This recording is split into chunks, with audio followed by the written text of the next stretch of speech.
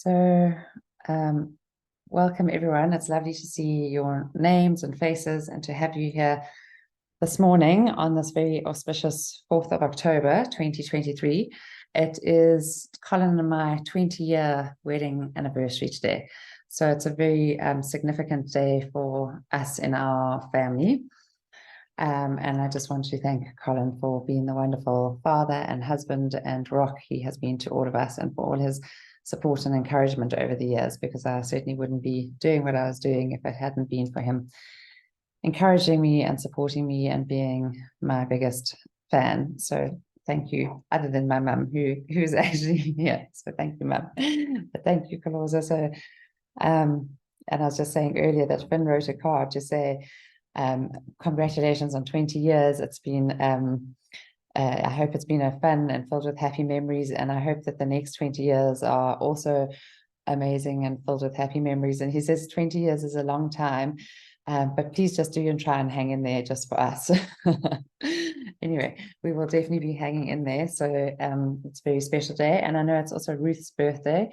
And Ruth was an old faithful in our Mindful Moments. And I really miss her, her face and her presence in these Mindful Moments. She can't make Wednesday mornings.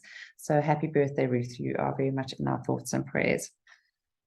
So thank you for the messages, and please feel free to check in and give some feelings of how you find yourself this morning, what's been happening, or just a few words of how your energy is or how you are feeling, so that we can all touch base and kind of connect and create our community. Because we are well within the influence of the fourth big full moon, supermoon, which was on September the 29th last week. There's a lot of seismic activity going on globally and internally and externally in our world. So there's there's a lot going on, and we're moving into very powerful months. October and November, someone like Pam Gregory has been saying since the beginning of the year, there are huge months energetically, with 2 eclipses coming, and there are very strong themes around sovereignty and power coming through. And I mean, we're going to be seeing that with the US election. I mean, that's going to be a huge thing on sovereignty and power and choices. And the whole focus of this year is making conscious choices for us. And it's a year of intensity of choices. And I think many of us have faced that in our own lives personally. But it's so interesting that astrologically, that's what it's all about. It'll settle but next year, but this is all about choices. And she talks very much, Pam Gregory, about, are we living in fear and victimhood, or are we living in our own empowerment, our own power, our own sovereignty? And one can't do both. One can't have both. So it's where we are choosing to put our attention and our focus. And that's very much what we've been doing in the Spring Shed over the last month. What we've been becoming conscious and aware of what we're putting on and in our minds, on and in our bodies, and getting clear on our values and what we want to focus on. What is it we want to focus on? And so now is really that time to percolate that. And she said, you know, we're stepping into new versions of ourselves, and we want to continue to ask, like, who are we and what do we want to be? And she suggests starting to meditate and ask in our dreams as we go into sleep, like, what is this new or higher version of myself? What does it look like? How is it? And show me my dreams, or write it in your journaling, in that automatic writing where you just open a journal and start writing just words, whatever comes out. It's not necessarily, it doesn't have to make sense, just that automatic writing, and asking our guides, our angels, God, to start to show us what our higher passion and purpose is. And many of us are facing different crossroads and facing different futures, because she also talks about it's been a very turbulent time in marriages, in our careers, our employment. A lot of those may also have endings. So it's all about, who am I? What do I love? What am I here to create? And creating strong boundaries for ourselves. And I've just recently, I know I've mentioned before, I've been reading Naomi Holt's book, Bounce. It's just launched. She actually lives here in Hilton. She's a therapist. I went to one of her talks and I thought it was lovely. And this is all on parenting resilient children. It's called Bounce, and it's got very practical, wonderful tools. And she talks about having clear boundaries and the importance of that, because it's not a punitive thing. It's imagine your electric fence had failed, your beams were down, your gate was wide open, your doors, the latches had broken, so those were wide open, and you'd heard that there's a marauding 5-minute gang in the area who pop in for 5 minutes, steal what they can, and disappear. So one would feel very unsafe. And that's what she suggests that children and us feel like when we don't have those boundaries, when we don't have those strong things that are there to protect us, to protect our energy, to protect our emotional capacities and things. So it is a very powerful time. Oh, and today is apparently a very strong day astrologically, with something to do with Mars and Eris. And Eris is all about demanding justice. So it will be an interesting day to see what unfolds today. But the new moon and solar eclipse are on the 14th of October, so next week. And it's a powerful time. A new solar eclipse is almost like a reboot. It's like a switching off and on of your computer. It's like a very powerful new moon. And before that, the day before that is Friday the 13th. And we always love the 13th of the months, or the Friday the 13th, the day we've been taught to fear. And I can't wait to tell you more about that next week. So today we're going to do something slightly different. We're going to do actually some mindful movement. We've done this before, but not for a while. And so, yeah, sorry if you have to go, and if you're not in a place where you can join the movement, then just bring it in your head, do it in your head, in your mind. It is as powerful as doing it physically, or so bookmark this and come back to it later. I'll be posting this onto my website later. So if you can't actually do it now. But for now, I'm just going to invite you to listen to this poem, A Little Land on You. It's a beautiful poem by Mary Oliver. And then we'll move into our meditation after that. So I invite you to close your eyes or just divert your gaze. Take a deep breath in, breathe out, and let these words land. You do not have to be good. You do not have to walk on your knees for 100 miles through the desert repenting. You only have to let the soft animal of your body love what it loves. Tell me about despair, yours, and I will tell you mine. Meanwhile, the world goes on. Meanwhile, the sun and the clear pebbles of the rain are moving across the landscapes, over the prairies and the deep trees, the mountains and the rivers. Meanwhile, the wild geese, high in the clean blue air, are heading home again. Whoever you are, no matter how lonely, the world offers itself to your imagination, calls to you like the wild geese, harsh and exciting, over and over, announcing your place in the family of things. So I invite you to stand up. Ellen's just said she's watching a huge whale in the bay just offshore, so even the whales have come to join us. The mindful movement is all about getting out of our heads and back into our bodies and connecting much more with our heart space. And as heart math tells us, there are more connections and more messages from our heart to our brain than our brain to our heart. So if we can settle into our heart and into our body, it can really change how we're feeling in our minds. So I invite you to stand with your feet slightly apart, hip and shoulder width apart, knees slightly bent, and just taking a deep breath in and breathe out. And once again, if you can't do this physically, just imagine it in your mind. Even if you are driving, even if you are moving around, just bring it into your mind and attention. And maybe you want to do this later when you do have time. And so just as you take a deep breath in and breathe out, just grounding into the floor, feeling your weight dropping into the earth beneath you. Just being here now.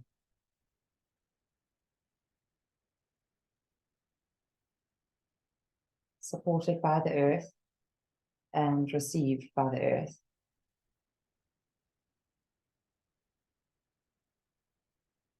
Receiving the support of the earth. And feeling your body stretching up towards the sky at the same time. Bring a feeling of sovereign dignity to this pose and this posture. Sensing into the wide expanse of sky above us. And feeling ourselves drawn up and expanded by this sky, by this vastness. So that we can stand perfectly grounded, perfectly balanced between earth and sky.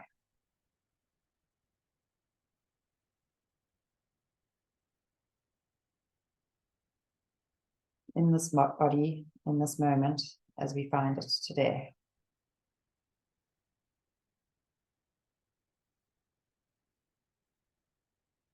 And then one's arms by the side, just gently, slowly lifting, turning one's palms to face outwards, and allowing one's arms, shoulders, hands, just to slowly lift.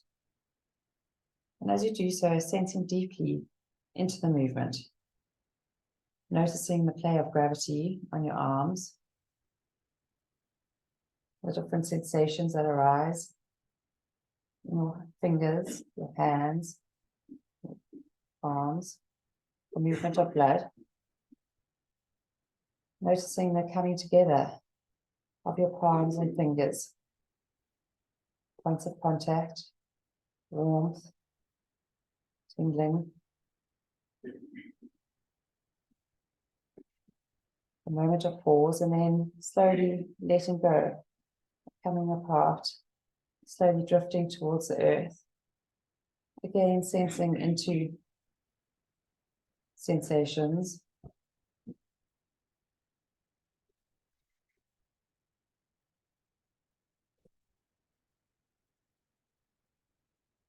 Allowing your arms to drop by your sides.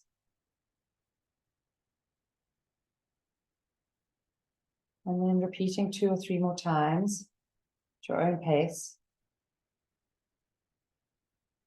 Just really bringing awareness, noticing this movement as if you've never noticed it before.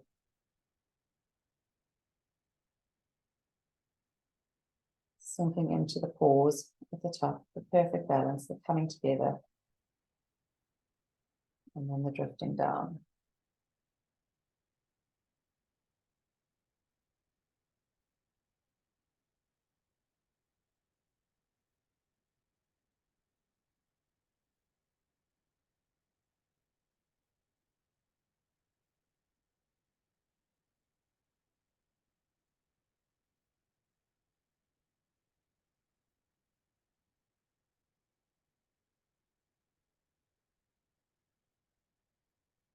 Finishing the one that you are on and just doing one more.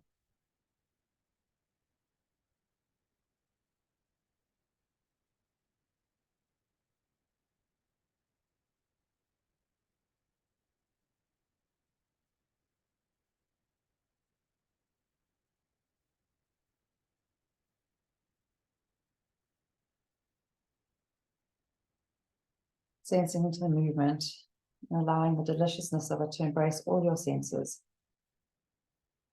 The sensuality of being in your body in this moment in time.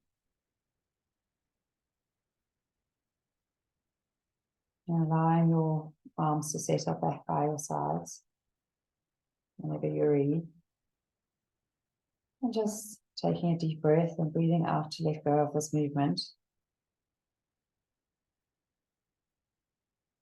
Now we're going to do a Tai Chi kind of movement of drawing up from the earth, drawing up the earth's energy, drawing up into our bodies, bringing our arms and our hands slowly up from the earth, over our bellies, up to our heart space, landing in prayer position in front of our heart space.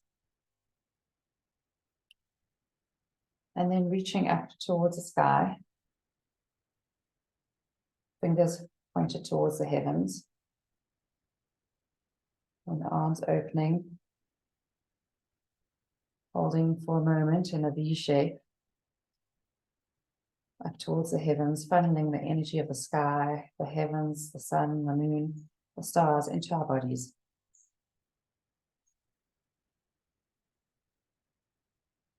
And then gently dropping your arms down and bringing your hands to your lower back. Bringing them round so that they connect with your lower back.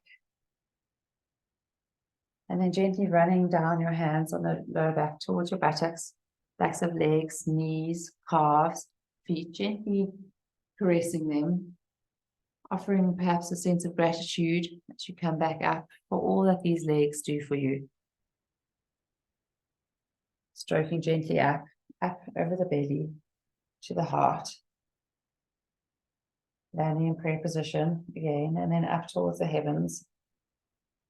On the inhale, opening and expanding, receiving, then bringing back towards your body, landing on your lower back, and then just gently caressing down your buttocks, backs of legs, knees, calves, ankles, feet, and then coming gently back up, inviting a feeling of gratitude to your body as you do so, through lower abdomen, belly, chest, heart space, prayer position, and then up again towards the heavens, opening, receiving, drawing in, pressing gently down.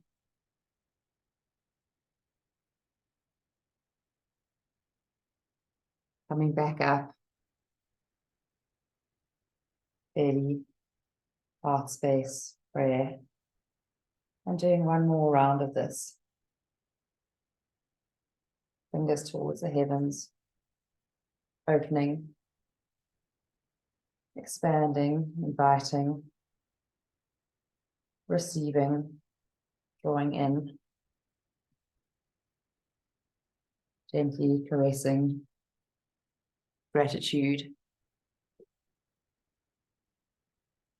Once again, being fully present with your senses, your sensuality. Coming back to finishing in prayer. Taking a deep breath in, breathing out, and then allowing your arms to rest by the sides.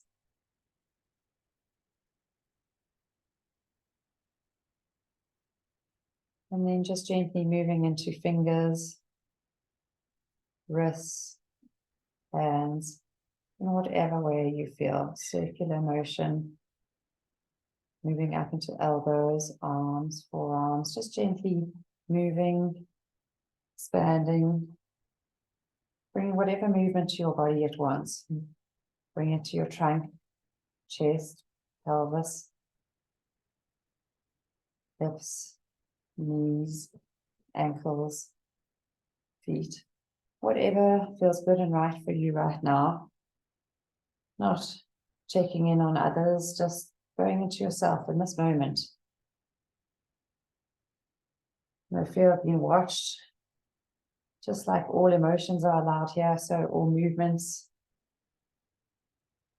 are allowed here. So feeling deeply into your body as if you're moving for the first time, bringing a sense of playfulness, a sense of lightness, a sense of gratitude.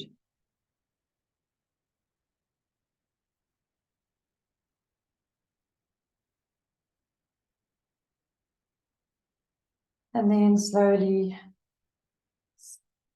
allowing the movements to settle, to become smaller, to become less, and then allowing yourself to settle back into standing pose, mountain pose. And noticing into your body, perhaps tingling, warmth, lightness, or perhaps numbness or lack of sensations. Just noticing and allowing, being here fully in your senses, fully in your sensuality.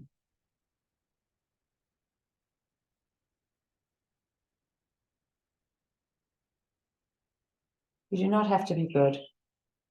You do not have to walk on your knees for 100 miles through the desert repenting. You only have to let the soft animal of your body love what it loves.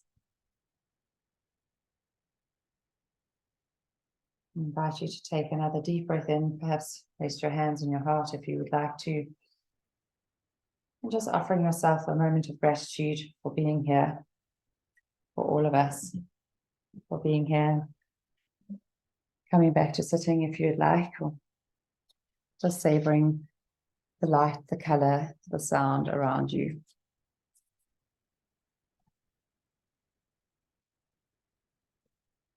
So thank you for joining and being open to something slightly different. And movement is one of the best ways to get into our bodies and for us to really start to connect with our bodies and what our body's wisdom is telling us, our intuition. Just to read you, I got a lovely email from Heart Math yesterday that says, after 30 years of heart-brain research, there's 16,000 plus research citations and 500 plus independent research studies. Studies with over 14,000 people have shown significant improvements in mental and emotional well-being in just 6 to 9 weeks of doing a 10-minute practice of practicing heart-brain synchronization, which we've just done, and the heart-brain coherence. And 10 minutes resulted in meaningful changes in a 49% increase in calmness, 36% increase in sleep, 27% increase in focus, 53% decrease in fatigue, 67% decrease in anxiety and depression, 67% decrease in anger. And it says HeartMath Institute's research demonstrates that different patterns of heart activity have significant and measurable effects on your emotions, health, behaviors, and quality of life. And it says here, coherent heart rhythms influence our emotions, perception, creativity, health, and decision-making. Positive emotions create psychological, physiological benefits for our nervous, immune, and hormonal system. And the heart's magnetic field changes according to our emotions and impacts the people around us. The heart sends more information to the brain than vice versa. So we really can affect what is around us. Oh, I've now lost you. Oh, yeah, there we go. So if you enjoyed that, my two mindfulness teachers who I adore, Dr. Linda Cantor and Barbara Gerber, are actually hosting a mindful movement morning. I don't actually have it on hand. I can share details with you. In fact, let me just quickly let you know, and I can share this at my morning of mindful movement and restoration on Saturday, the 4th of November, 9:30 to 12:30. And it will comprise quite a lot of this. Barbara is a wonderful Qigong instructor. And so it's mindful yoga and Qigong and yoga nidra and body scan. It's 500 Rand for non-EMISA members, which would be you guys.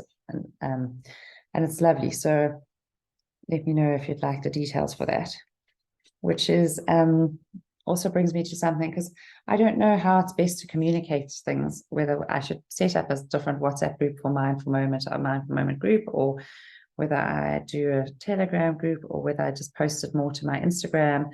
So anyone who is savvy with these sorts of things, I'd love your input to create a community around this. And it's lovely being here with you all. In fact, I'm going to now unpin myself so that I can see you all much better and your names and faces much better.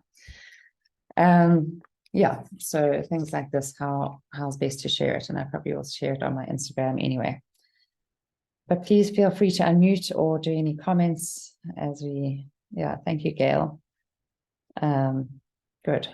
Yeah, well, we're going to have those highs and lows with the intensity of what's going on at the moment. Thank you all. Does anyone want to comment or unmute?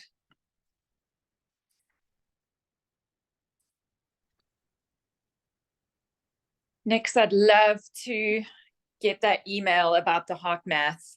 Sure. I know of them. I don't subscribe to their newsletter, so I probably will do that. But I would love to just have a look at that information again, because it's absolutely fascinating. I'll send it to you. It's a lovely my mum went over to the UK. We were already in South Africa in 2010, and she went to a conference called the Breath of Life Conference.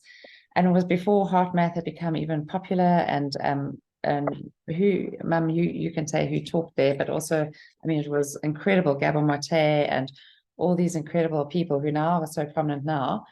And she brought back for us this inner balance little heart rate thing that's part of HeartMath's Institute. So if any of you are going to the US, I think one can get them here. I think they're just more expensive.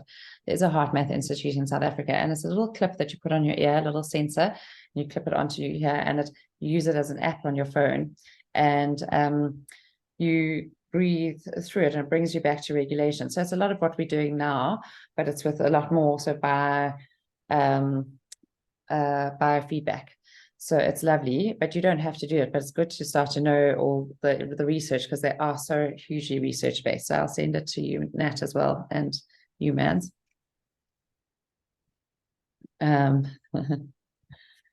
Okay, sure, Gail, I'll do that. Let me do. It's Dr. Roland McCratty, who's the head of the HeartMath. Yeah. And